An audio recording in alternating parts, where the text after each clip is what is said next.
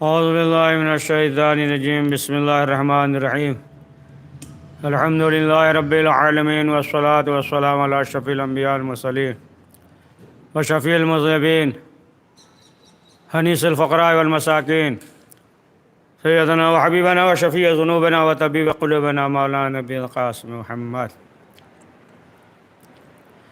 ثم الصلاة والسلام علی آلہ الطیبین الطاہرین المعصومین ولعنۃ اللہ علی اعدائہم اجمعین من یومنا ھذا الی یوم الدین اما بعد فقد قال اللہ تبارک و تعالی فی کتابہ المجید والفرقان الحمید بسم اللہ الرحمن الرحیم ثم اورثنا الکتاب الذین اصطفینا من عبادنا۔ حضرات ایک بار سورہ حمد 3 بار سورہ اخلاص پڑھ کر جناب محسن غیور صاحب کے خانوادے کی روح کو اصال فرما دیں۔ دلاور رضا نجیب النساء منظور حسن من خاتون اور ان کے خانوادے تمام مرحومین اپنے اپنے مرحومین کو روح کو اصال فرما دیں۔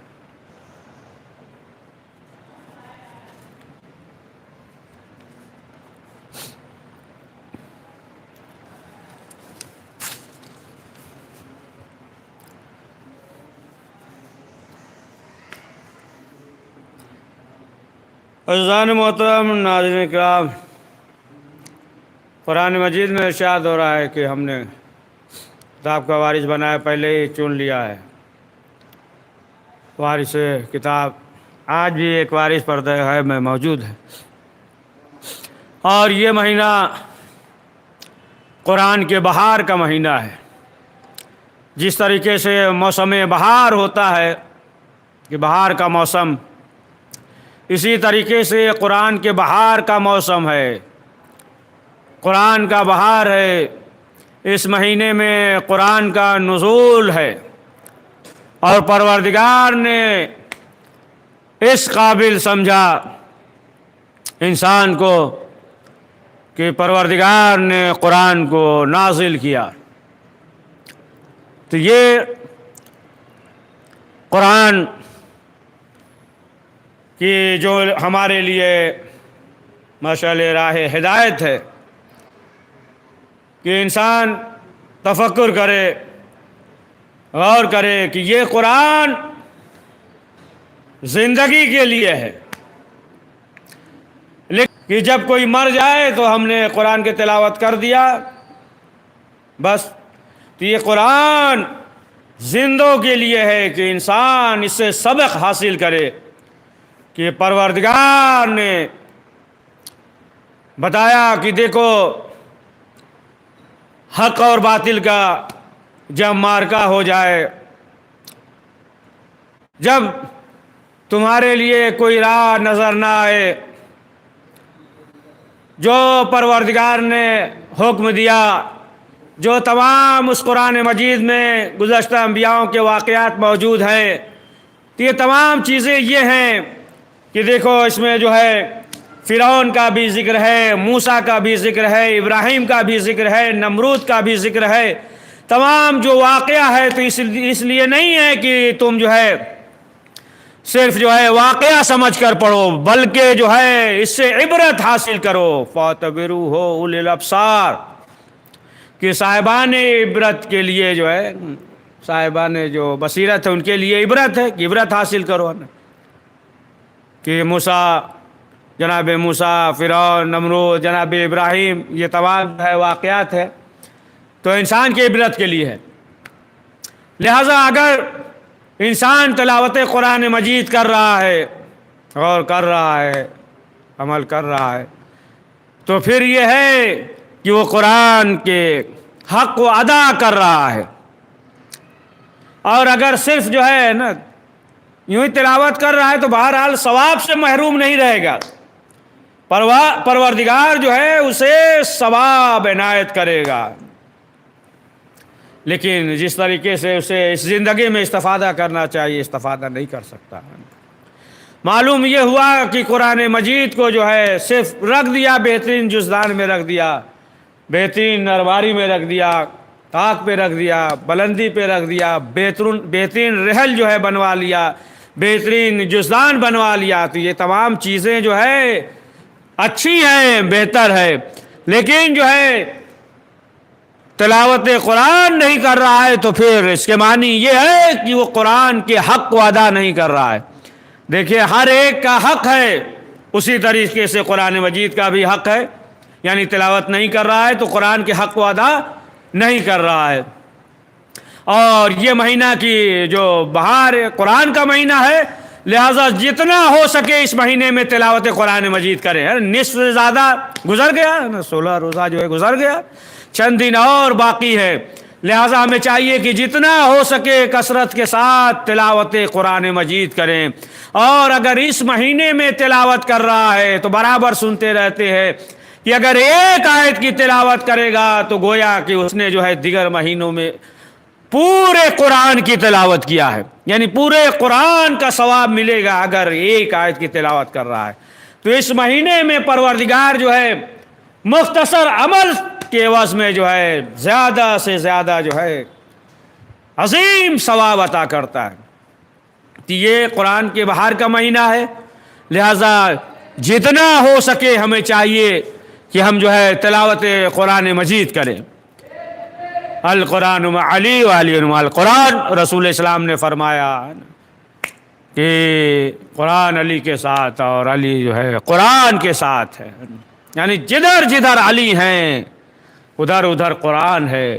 یعنی جو اہل بیت عمل کر دے تو وہ جو ہے قرآن بن جاتا ہے. رکوع کی حالت میں انگوٹھی دے دے تو قرآن کی آیت نازل ہوتی ہے. تو اب آپ دیکھیں کہ قرآن کی جو عظمت ہے، فضیلت ہے، اور ظاہر سی بات ہے کہ ادھر ہم روشنی نہیں ڈالیں گے، صرف جو ہے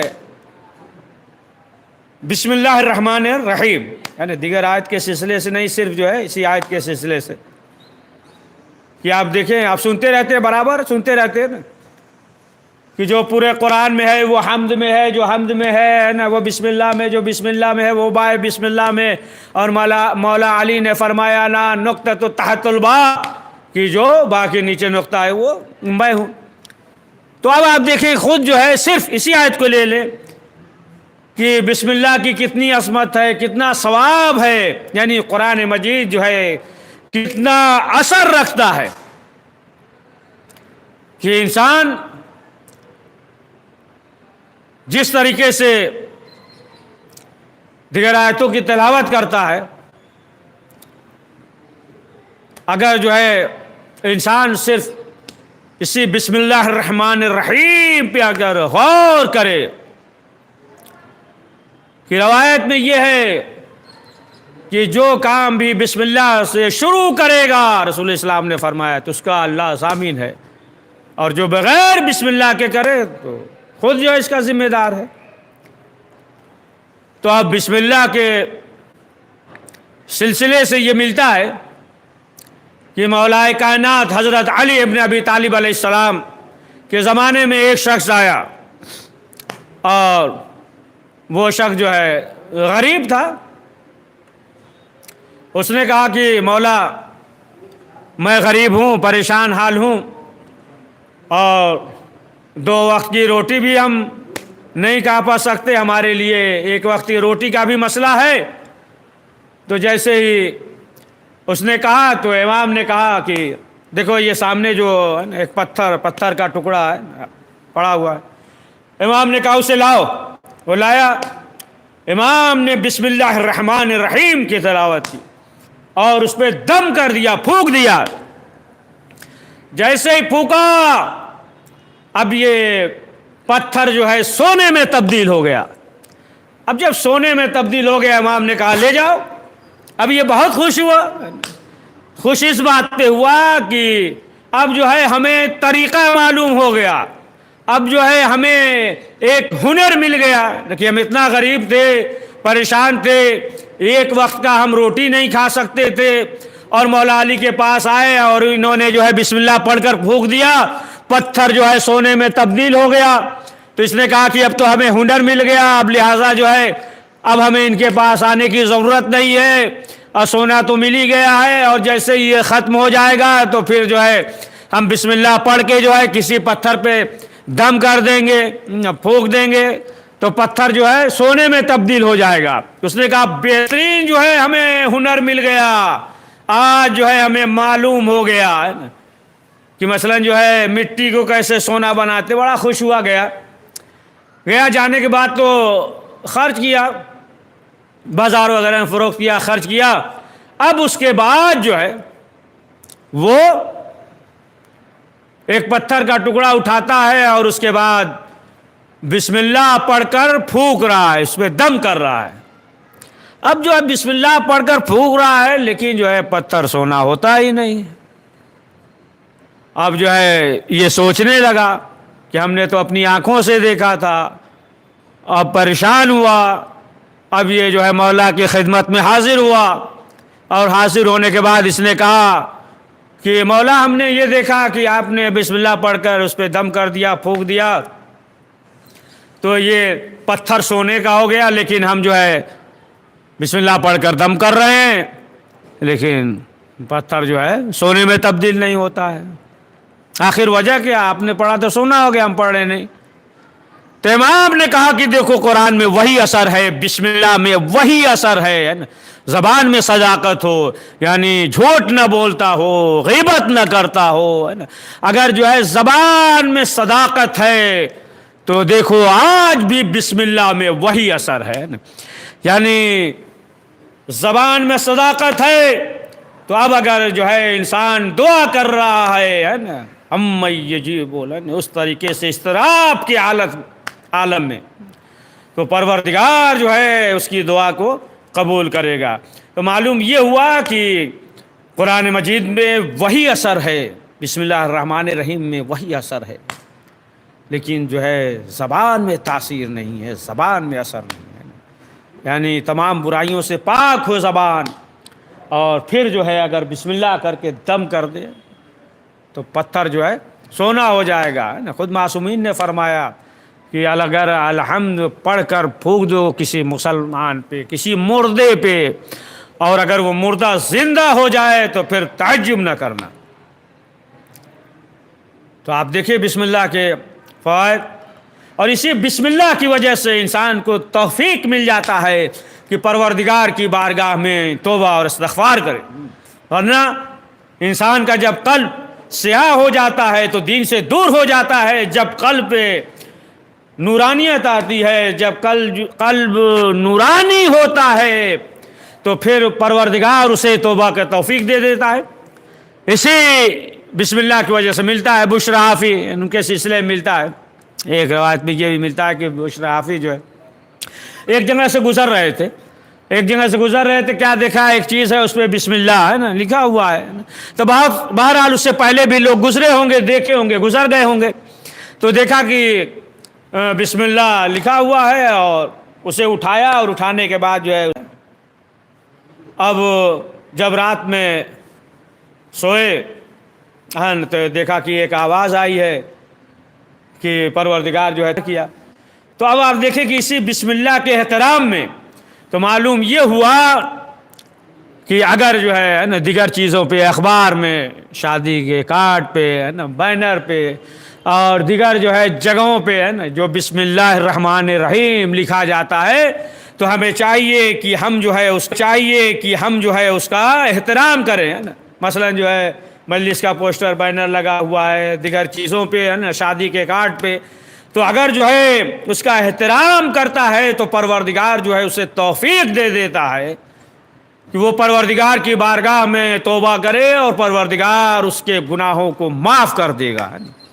دیکھیے اتنی عظمت ہے بسم اللہ کی, اتنی برکت ہے کہ انسان کوئی کام بھی شروع کرے تو اللہ کا نام لے کر, یعنی بسم اللہ الرحمن الرحیم کہہ کر.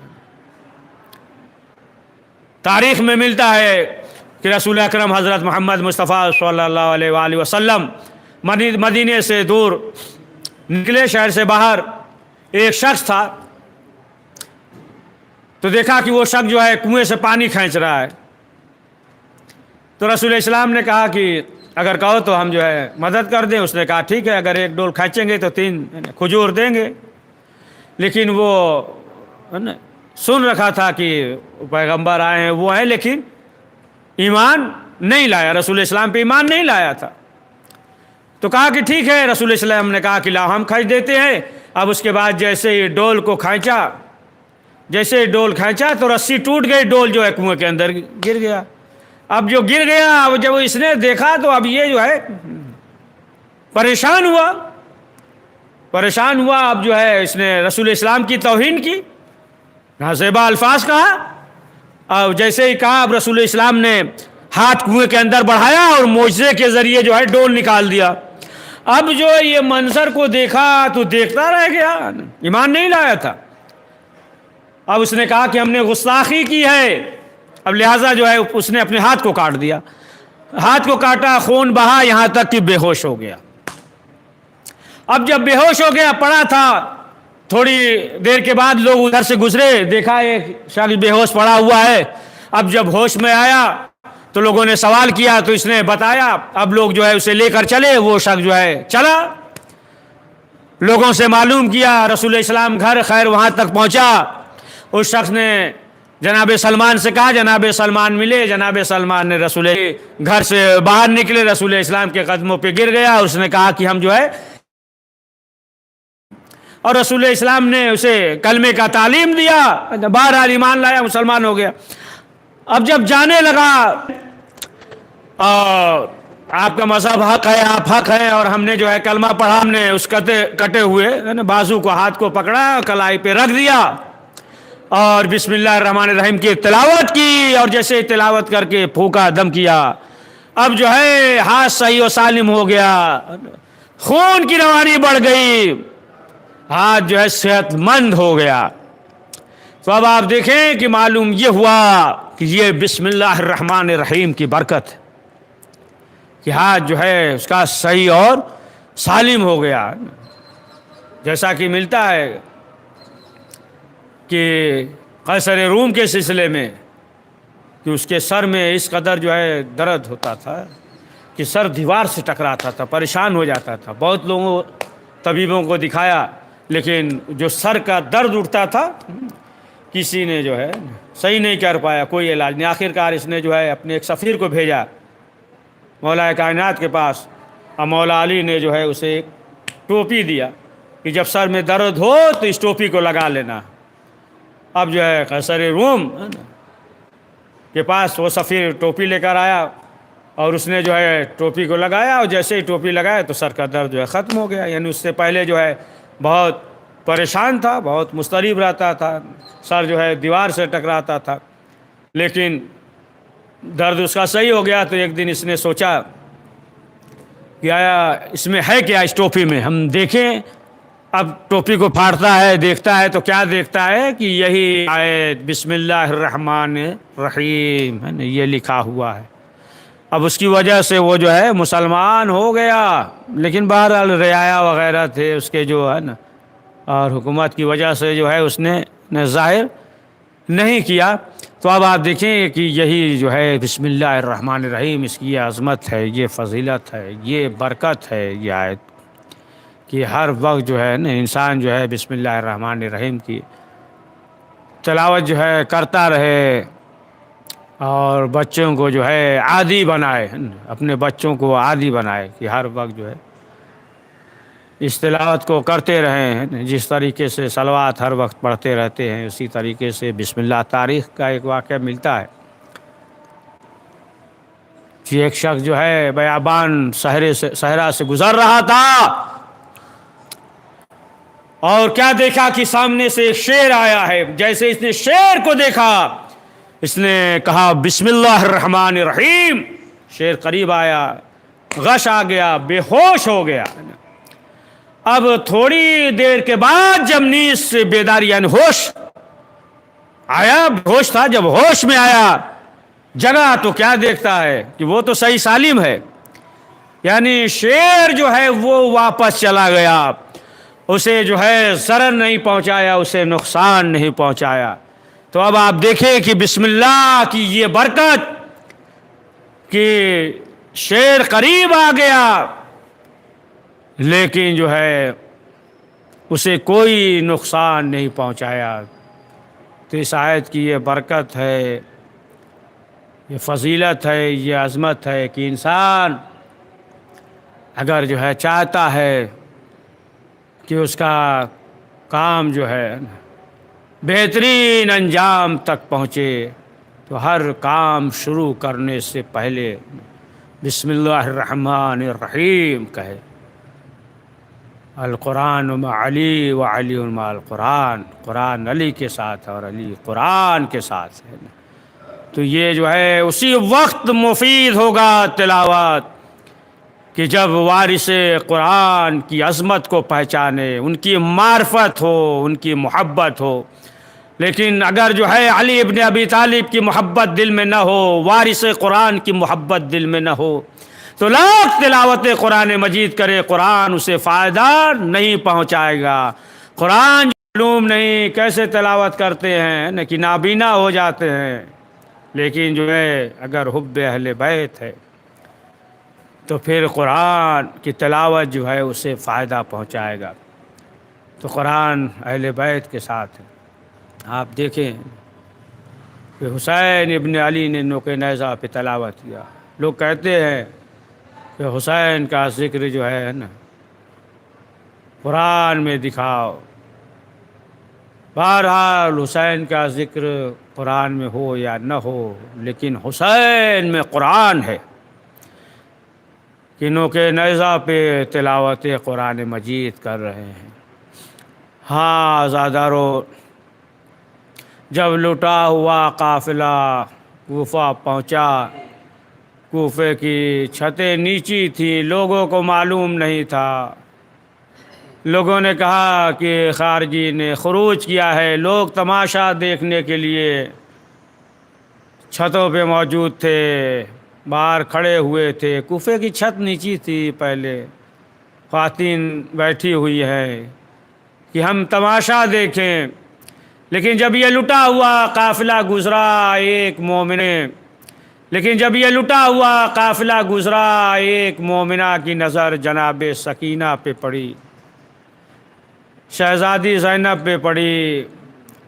تو جب اس کی نظر جناب سکینہ پہ پڑی تو سمجھ گئی کہ یہ بچی بھوکی اور پیاسی ہے۔ اس نے اپنے کنیز سے کہا کہ دیکھو ایک کاشے میں ظرف میں آب و طعام لے کر آؤ۔ وہ کنیز لے کر آئی، وہ مومنہ جناب سکینہ کے خدمت میں حاضر ہوئی اور کہنے لگی، بچی یہ پانی ہے پی لو، یہ کھانا ہے کھا لو۔ جناب سکینہ پھوپھی کی طرف متوجہ ہوئیں۔ شہزادی زینب نے کہا کچھ سے سوال کرو کہ اس کی کوئی حاجت ہے یا نہیں۔ جناب زینب نے سوال کیا کہ اے مومنہ یہ بتا کہ کیا کوئی تیری حاجت ہے؟ اس نے کہا کہ بی بی ہاں ایک حاجت ہے نا، کھانا کھا لیجئے اور ہمارے لیے دعا کر دیجئے۔ شہزادی نے پوچھا کہ کیا؟ کہا کہ دعا کر دیجئے جس طریقے سے یہ بچی یتیم اور اسیر ہوئی ہے، ہمارے بچے اس طریقے سے یتیم اور اسیر نہ ہو۔ شہزادی زینب نے ہاتھوں کو بلند کیا، دعا کی، بچوں نے آمین کہی۔ ایک مرتبہ شہزادی زینب نے سوال کیا کہ اے بی بی یہ بتا اور بھی کوئی خواہش ہے؟ کہا بی بی دعا کر دیجئے کہ ہمیں مدینے جانا نصیب ہو۔ زینب نے سوال کیا یہ بتاؤ کہ تم مدینے جا کر کیا کرو گی؟ کہا ہم اپنی شہزادی زینب کی زیارت کریں گے۔ شہزادی نے کہا یہ بتاؤ کہ تم زینب کو دیکھو گی تو پہچان جاؤ گی یہاں پہ؟ کہا کیسی باتیں کر رہی ہیں؟ کہا شہزادی زینب، ایک مرتبہ شہزادی زینب نے اپنے چہرے سے بالوں کو ہٹایا، کہا ام حبیبہ تو نے زینب کو نہیں پہچانا؟ دیکھ یہ زینب ہے۔ ام حبیبہ نے سر کو پیٹا، کہا عباس کہاں ہے؟ حسین کہاں ہے؟ شہزادی نے کہا وہ نوک نیزہ پہ سر میرے بھائی حسین کا ہے۔ وَسَيَعْلَمُ الَّذِينَ ظَلَمُوا مِنْ قَلْبٌ۔ پروردگار اہل بیت معصومین علیہ السلام کا واسطہ اس مختصر سے اعمال کو قبول فرما۔ کریم جو پریشان حال ان کی پریشانیوں کو دور فرما، پروردگار ان مرحومین تمام مرحومین کی مغفرت فرما، پروردگار اہل بیت معصومین علیہ السلام کے واسطے اس وبا اس بیماری سے ہم سب کو محفوظ فرما، اس وبا اس بیماری کو برطرف فرما، جو اس بیماری میں مبتلا ہے پروردگار اہل بیت معصومین علیہ السلام کا واسطہ، شب جمعہ ہے علی ابن ابی طالب کے طیب و طاہر روح کا واسطہ انہیں شفاء عاجل عنایت فرما، جتنے بھی بیمار ہیں ہاسپٹل میں گھر پہ جہاں کہیں پروردگار انہیں شفاء عاجل عنایت فرما، پروردگار جو رزق اور روزگار سے پریشان حال ہیں پروردگار ان کے کاروبار اور حلال رزق عنایت فرما، پروردگار ہمیں اسلام اور قرآن کا قدرداں فرما، علماء حق کی حفاظت فرما، جتنے بھی شیعان حیدر کرار ہیں جہاں کہیں بھی ہے انہیں تمام آفات و بلیات و پریشانیوں سے محفوظ فرما، کریم حضرت کے ظہور میں تعجیل فرما، ہمیں ان کے اوان انصار میں شمار فرما، ربنا تقبل منا انک انت السمیع العلیم۔ حضرات ایک بار سورہ حمد 3 بار سورہ اخلاص پڑھ کر مرحوم دلاور رضا، نجم النساء، منظور حسن، ایمن خاتون اور اپنے مرحومین تمام مومنین مومنات مرحومین کے روح کو اصال فرما دے۔ بسم اللہ الرحمن الرحیم، الحمد للہ رب العالمین الرحمن الرحیم مالک یوم الدین، ایاک نعبد و ایاک نستعین، اہدنا الصراط المستقیم صراط الذین انعمت علیہم غیر المغضوب علیہم ولا الضالین۔ بسم اللہ الرحمن الرحیم، اللہم صل علی محمد وعلی محمد۔ السلام علیکم یا احباب اللہ علیہ الارواح الذی علق لكم السلام علیکم یا اللیل والنہار ولا جعل اللہ آخر الحد انی لزیارتک السلام علیہ وسلم علیہ وسلم علیہ اولاد وسلم علیہ وسلم۔ السلام علیکم یا غریب اللہ، السلام علیکم یا بنی الظفار، السلام علیکم یا اشرف السلام، السلام علیکم یا السلام علیکم المسلم والمسلمین، السلام علیکم یا شیعہ الدان برحمۃ السلام علیکم یا صاحب السلام علیکم یا خلیفۃ، السلام علیکم یا شیخ، السلام علیکم یا قائد السلام علیکم یا